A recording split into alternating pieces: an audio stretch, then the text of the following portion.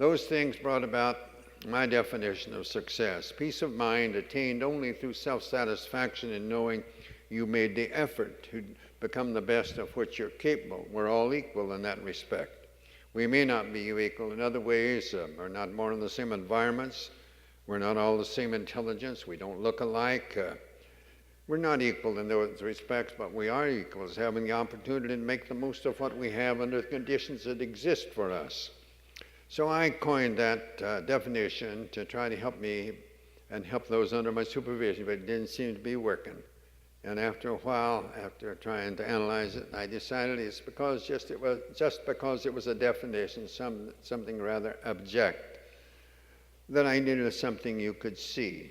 And here again, as most things I learned from someone else, I recalled from the hidden recesses of the mind something that I'd seen many years before called a ladder of achievement.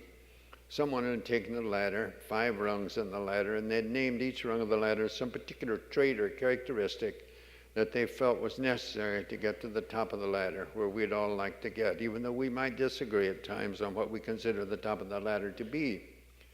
So I couldn't use that, but it gave me the idea of a pyramid. I started working on this when I was teaching in high school in South Bend, Indiana, in 1934. I completed it when I was teaching at Indiana State University at Terre Haute in 1948, just prior to going to UCLA.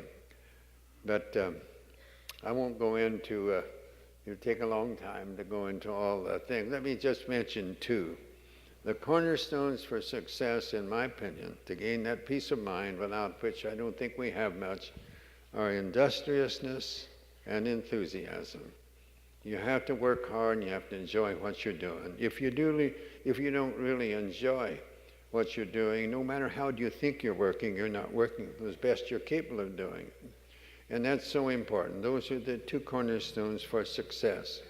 You know, from my children's book on the pyramid of success for children, I define success as happiness in your heart and knowing you tried your best.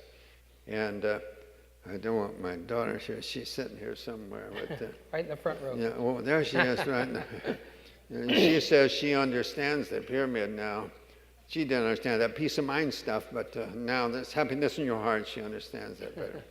But there are blocks that made up that I felt were necessary, with 5 blocks in the foundation, and 4, 3, 2, 1, leading up to success with going up from the last block, which is competitive greatness, leading up the apex on which success rests. According to my definition, I have patience and faith. Ladies and gentlemen, you have to have patience. Good things take time and should. We don't want it to be that way, but that's the way it is. And we should accept that and have patience and not be criticizing our youth for lack of patience, because they're going to have a lack of patience, but they think all things should be, they think all change is progress. But you know, as we get older, we forget that there is no progress without change. So we must be patient. We must have patience with our youth, and then we must have faith.